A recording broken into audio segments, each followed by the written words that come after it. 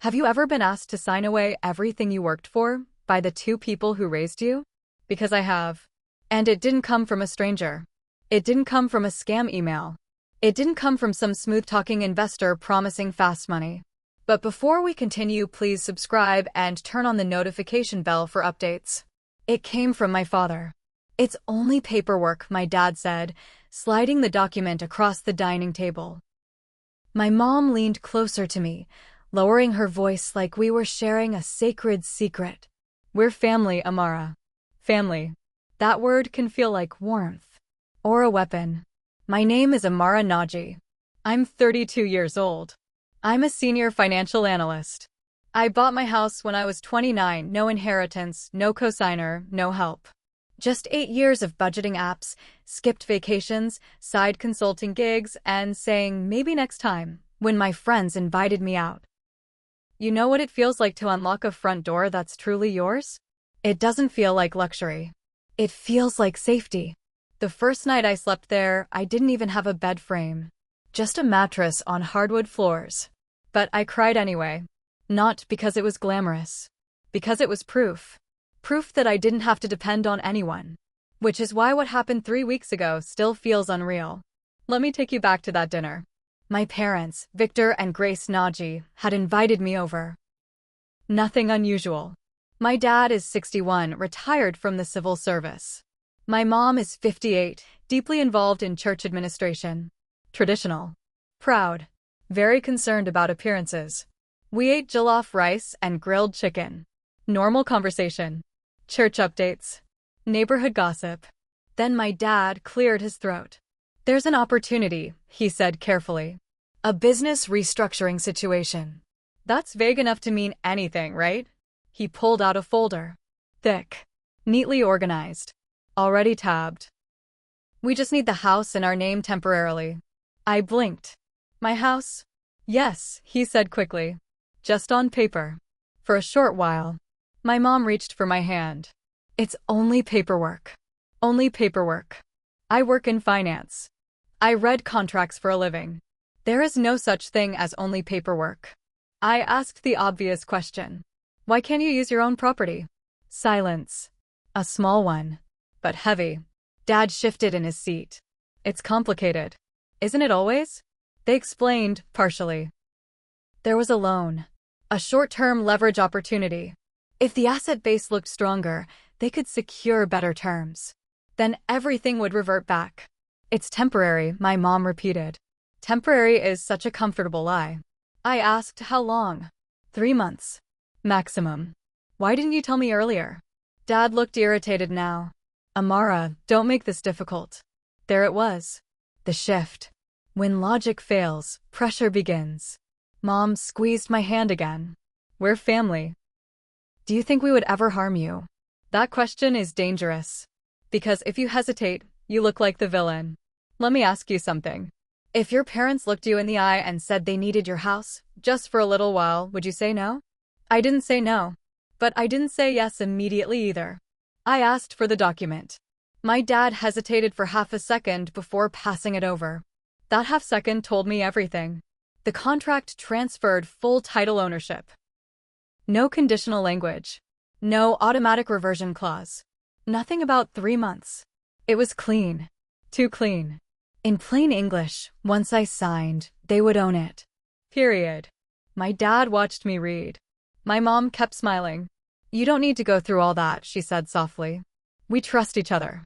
Trust doesn't erase ink. I looked up. Of course, I said calmly. I just want to add one clarification. My father frowned. Clarification? Yes. For everyone's protection. I pulled out my laptop. Opened the document. Added one section. Clause 7. Short. Precise. Surgical. I printed the new version. Dad didn't read it again. He flipped to the signature page. Mom didn't read it either. They signed. I signed. And just like that, my house was temporarily theirs. That night, I drove home to my own property that legally wasn't mine anymore and sat in my living room in the dark. Was I overthinking? Maybe they really did just need help. Maybe I was being cynical. Maybe I should feel guilty for even adding Clause 7. But something in my gut said this wasn't about opportunity. It was about urgency. 3 weeks passed. No updates. No timeline discussions. No paperwork about reversing the title. Then, on a Tuesday afternoon, while I was reviewing a risk exposure report at work, my phone buzzed. It was my neighbor, Ifioma. Amara, are you selling your house? My stomach dropped. What? There's a for sale sign outside. And a realtor taking pictures. I didn't respond. I opened my laptop, typed in my address, and there it was. My living room, my kitchen, my bedroom.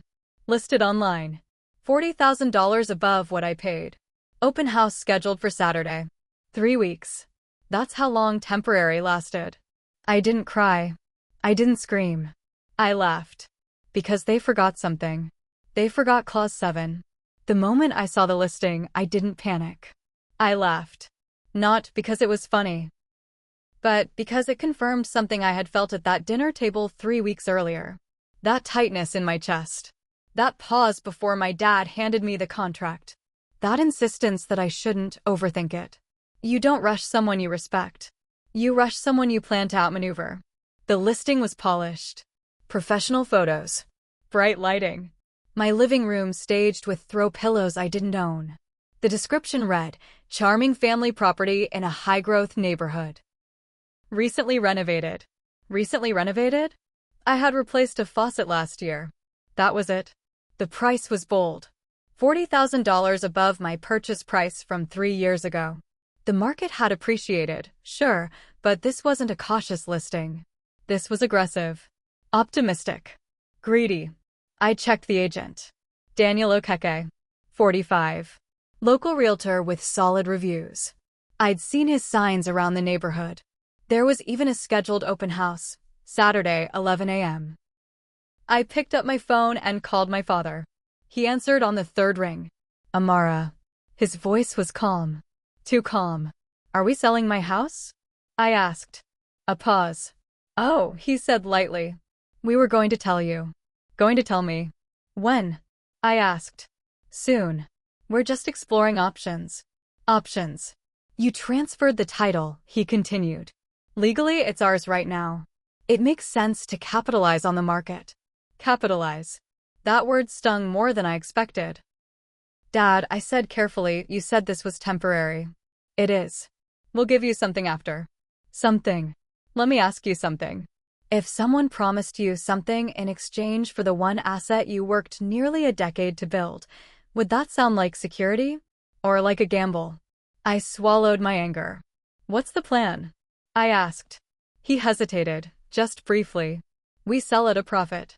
Resolve some obligations. Then we figure out the rest. Resolve some obligations.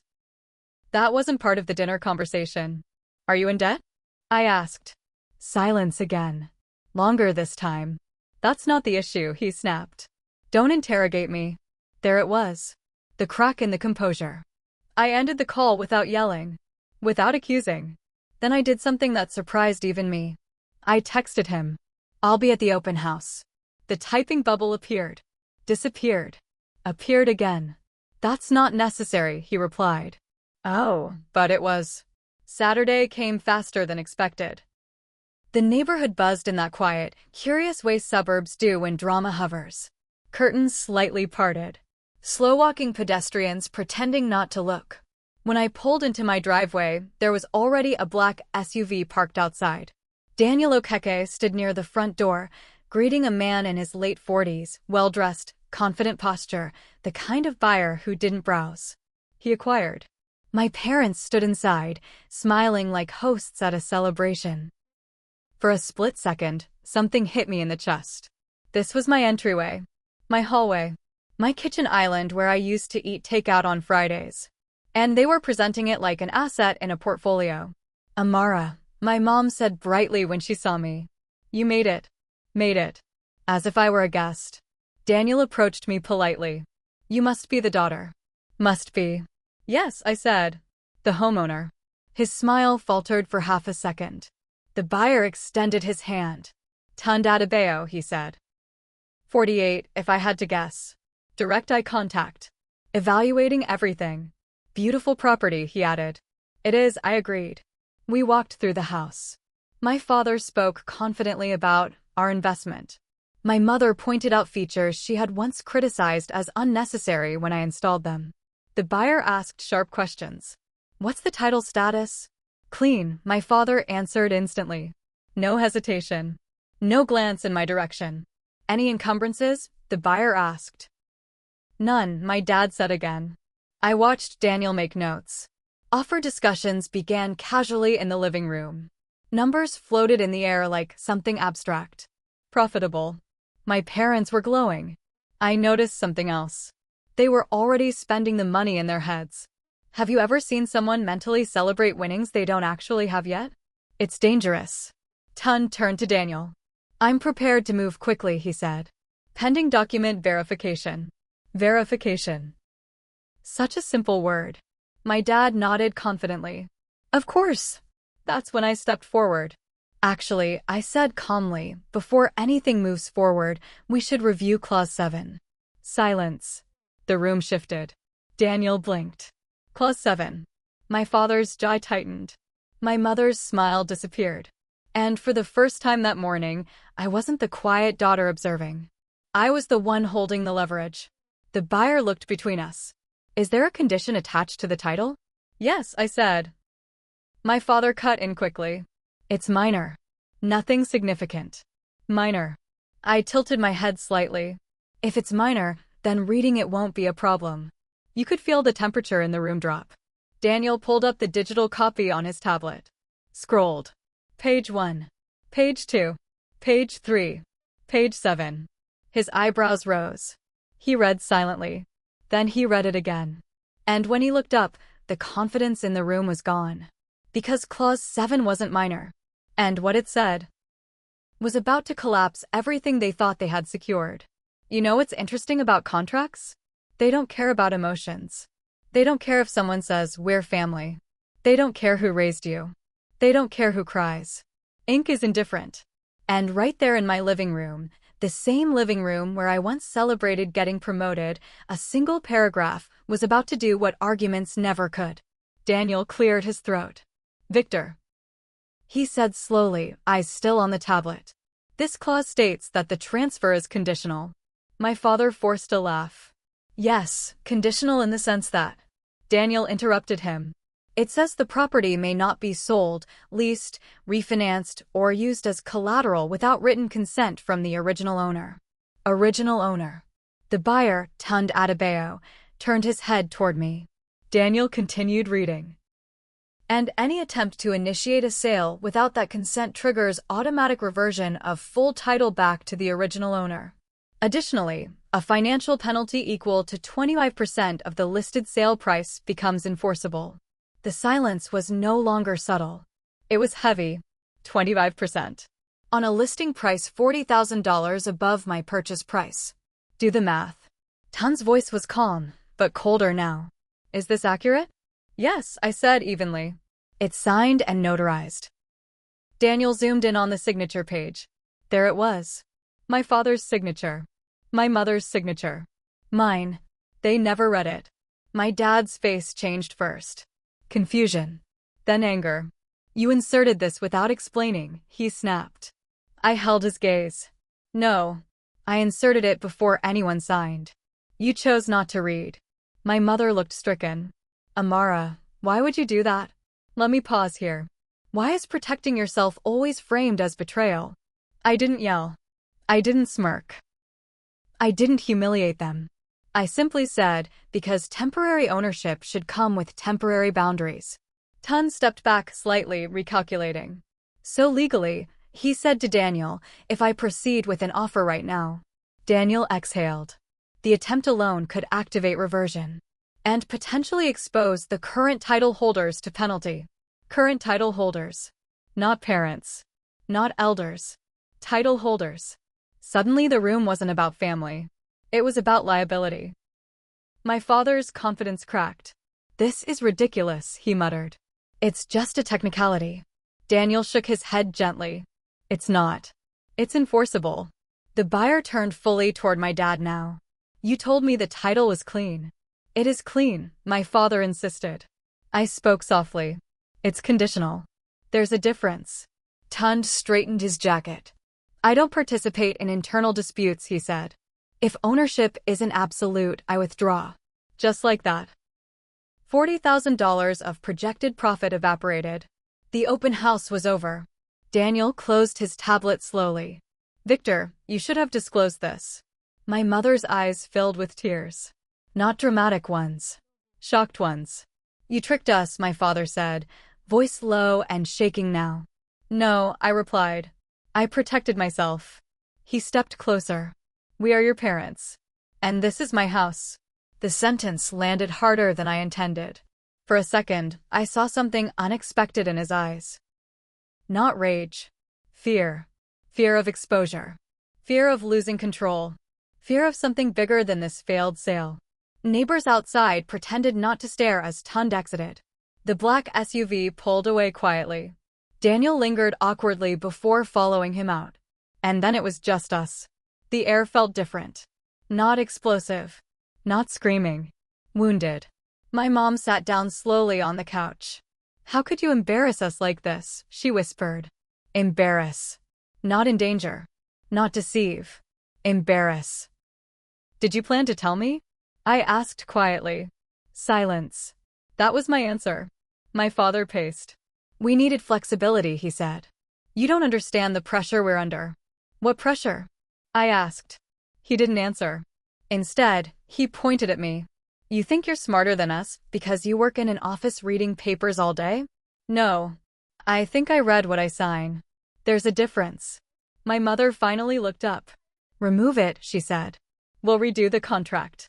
There it was. Not apology. Not explanation. Instruction. Why? I asked calmly. Because we said so, my father snapped. And in that moment, everything crystallized. This was never about opportunity. It was about authority. They believed that because they raised me, they were entitled to override me. Let me ask you something. At what age do you stop being someone's child and start being your own adult? 32 felt like a reasonable number to me. I'm not removing it, I said. My father's jaw clenched. Then don't expect us to forget this. That sentence carried weight. Years of emotional leverage behind it. But something inside me had already shifted. Because the truth was, I didn't add clause 7 just to stop a sale.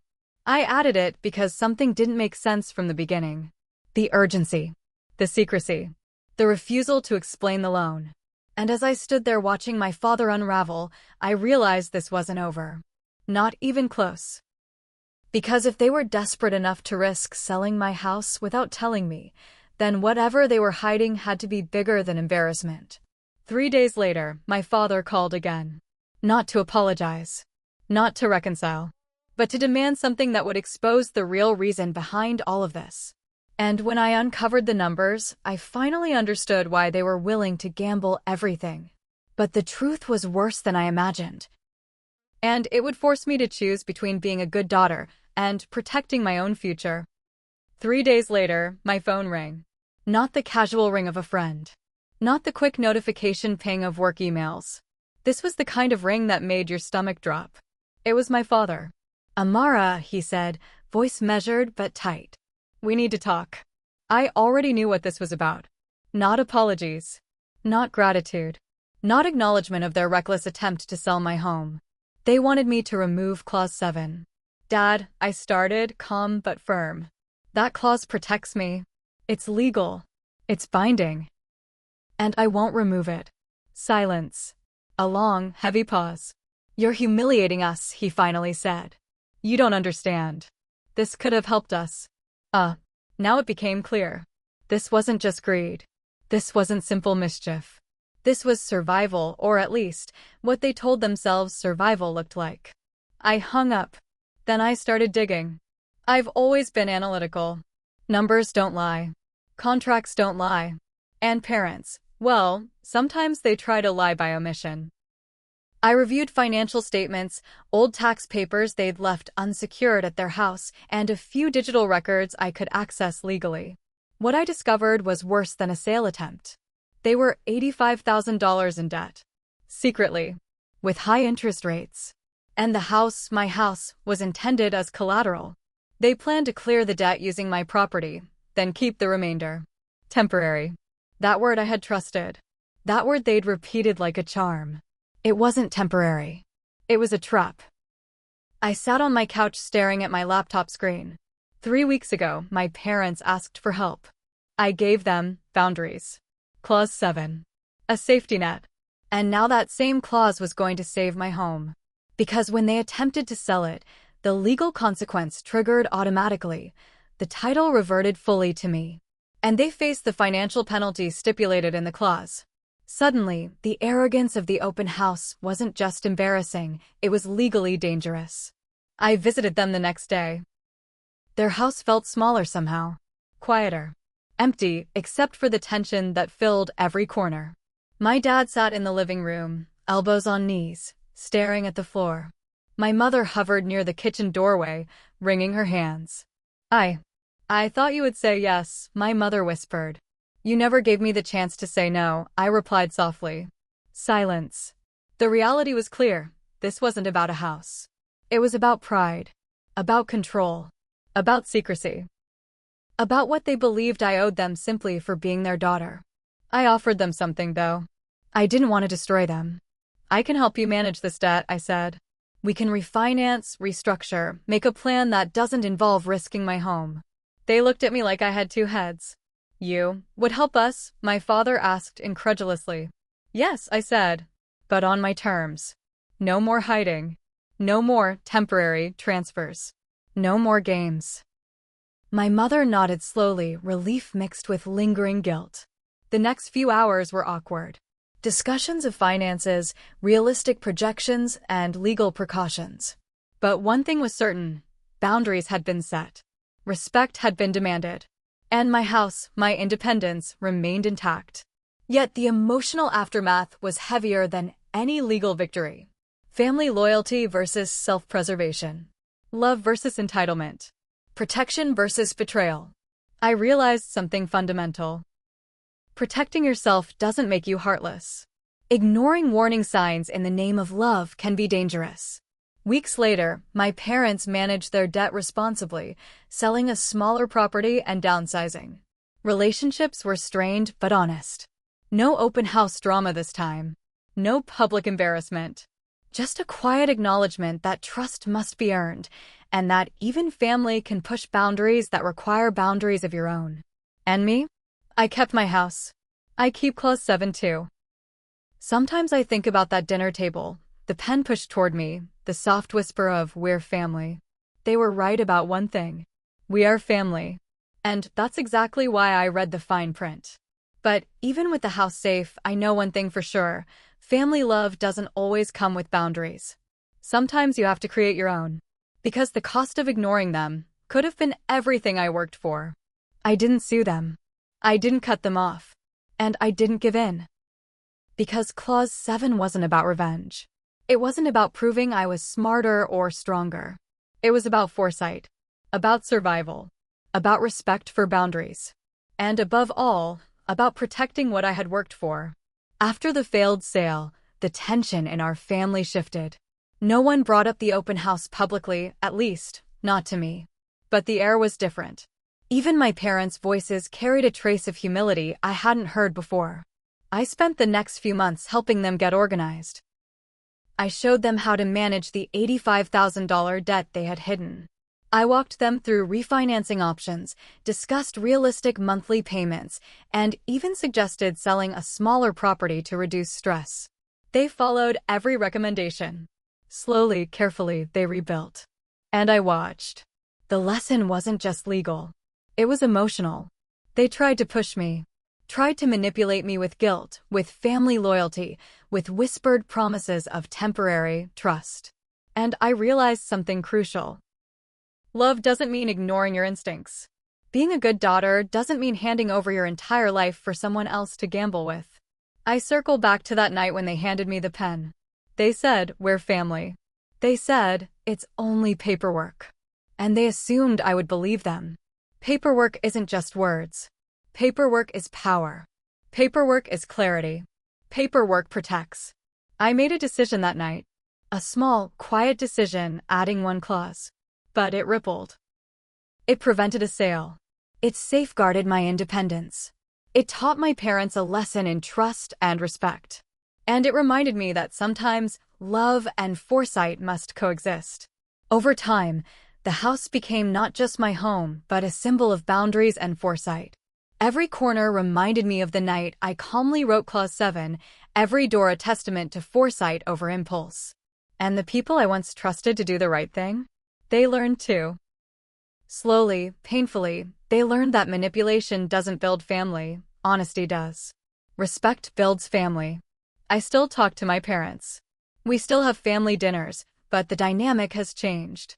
There's no more unspoken pressure. No more vague requests that demand unquestioning trust. Instead, there's dialogue. There's transparency. There's accountability. I reflect on the lesson often. On the irony. On how a single clause, a few carefully chosen words, can protect not just property but relationships and integrity. How foresight, patience, and clarity can outmaneuver even the deepest familial manipulation. So, what about you? If someone you love, a parent, a sibling, a friend, asked you for everything you've worked for, would you hand it over blindly?